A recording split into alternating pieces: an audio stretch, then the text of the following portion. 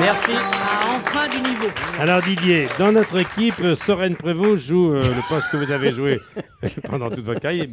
Il est milieu récupérateur. Voilà. C'est-à-dire, il récupère les lettres Voilà. qu'on a reçues pour nos invités et il répond à votre place. Voilà. Je sais pas ce qu'il va récupérer. On va faire le maximum. Et Didier. avec un casque spécial. Oui, tout à un casque fait. de moto tout à fait à sa taille. Cher- On dirait un œuf à la coque rouge.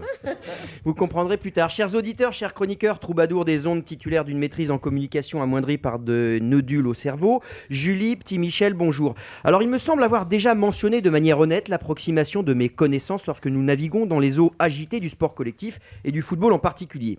Pour autant, alors que nous recevons un monsieur du ballon rond, je vais peut-être mettre mon véhicule oratoire sur béquille ? Non. Oui, il vaut mieux. Je vais répondre au courrier pléthorique reçu pour Monsieur Deschamps sans lui dire bonjour pour autant. Autant que je réponde tout de suite, en emporte le vent ensuite. Comme vous pouvez le voir, j'arbore aujourd'hui le casque de vélo de ma fille en hommage au monde du football cher à Didier Deschamps. C'est ce que j'ai trouvé de plus proche. Oui, ne vous marrez pas, c'est comme ça chez moi, j'adore le sport. Une première lettre de Martin Guerre, plus mais pas moins, qui fait son grand retour sur le terrain médiatique et qui dit: Didier, est-ce que le prochain match amical sans enjeu de l'équipe de France contre l'Uruguay est vraiment utile pour compter les joueurs? Et le 5 juin, est-ce une bonne date pour notre sélection nationale? Le 4,5 ne vaudrait-il pas mieux? Alors, Monsieur Deschamps, votre statut de coach vous contraint aux conférences de presse, mais ici, rien ne vous oblige à répondre. Je vais m'obliger pour vous. Cher Monsieur Guerre, pour l'équipe de France, tactiquement, ce prochain match n'a aucun intérêt. Mais il est capital pour le stylisme, afin de s'assurer que les maillots des joueurs sont tous à taille et sans défaut majeur. Mais à l'issue du match, il est question que Didier Deschamps organise un match d'amidal contre les joueurs uruguayens. L'équipe gagnante étant celle dont le plus grand nombre de joueurs disposent encore de leurs amygdales et leur végétation, sûrement nos bleus. Voilà, un match d'amidal donc, à ne pas confondre avec un match d'amido, c'est-à-dire un match de déco contre Valérie Damido. Ça n'a rien à voir.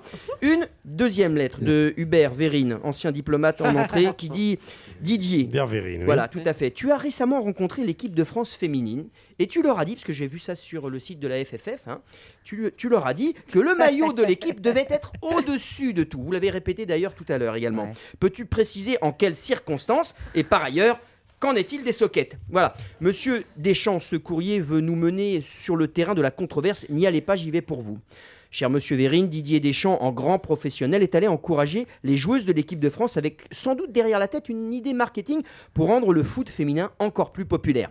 Pour Didier, chez les femmes aussi, le maillot doit être au-dessus de tout, ça il l'a dit, et notamment de leur poitrine afin qu'elles puissent découvrir fièrement, comme leurs homologues masculins, leurs abdominaux à chaque but quand elles sont fières d'avoir marqué. Donc, le maillot au-dessus des seins, bien évidemment. Et pourquoi? Parce qu'en dessous, ça ne se verrait pas. Là, mon raisonnement est au carré, tout le monde est d'accord. Je viens de marquer un but, je suis fier, voilà ma poitrine. Voilà. Avant de retrouver votre infirmière, troisième lettre. Une troisième lettre de Franz Beckenbauer, ancien empereur du foot et double ballon d'or. Ils sont où les abdos? Alors attention, Didier. On les cherche partout. On ne peut pas juger, je suis un homme tronc. Allons-y. Des plaquettes de chocolat fondues. Voilà, une troisième lettre de Franz. C'est de Les la abdos mousse. au niveau des genoux. Ça va se payer très cher. Alors, Frank Beckenbauer. Franz Beckenbauer, ancien empereur du ballon rond et double ballon d'or à chaque pied, qui dit: votre équipe est sympa, vos chaussures sont top. Qu'est-ce que tu peux faire en revanche pour vos slogans? Et à ce titre, y a-t-il des remplaçants? Alors je sens que cette lettre est une volonté de nuire. Je contre-attaque pour vous, Monsieur Deschamps. Cher Monsieur Beckenbauer, le slogan phare de l'équipe de France, c'est sans doute sur le site de la FFF: je suis bleu, j'en suis fier, qui se transforme en cas de défaite de notre sélection: je suis vert et j'ai des bleus. Ça concerne surtout les joueurs titulaires qui ont été violemment taclés pendant un match. Alors dans un esprit bravache et fort en gueule, la cellule communication de la fédération avait proposé aussi: je suis bleu et je t'emmerde, mais qui n'avait pas été retenu par tout le monde. Bizarre. Et le slogan le plus fort trouvé sur le site internet de la fédération est bien celui-ci, preuve d'une véritable ferveur nationale: si on marque, je crie, si on gagne, je hurle. Et sa déclinaison, si on perd, je me coupe une couille. Alors là, en cas de défaite, bien évidemment, et de non-qualification de l'équipe de France au prochain mondial. Mais ce slogan, on n'en aura pas besoin, Didier, n'est-ce pas? On est d'accord. Alors voilà, j'en ai assez dit pour aujourd'hui. Je vais enfin me mettre sur béquille. Mais avant de partir, je ne vais pas dire au revoir à Monsieur Deschamps. Je vais plutôt lui dire: bonjour Didier. Bien ou bien? Voilà. Ça va ou pas? Alors, c'était Soren Prévost qui est en liberté. C'est un des rares chroniqueurs qui est en liberté. Surveillé. Soren Prévost, son casque de vélo et ses abdos à revoir sur europe1.fr. Et la moquette aussi. Oui.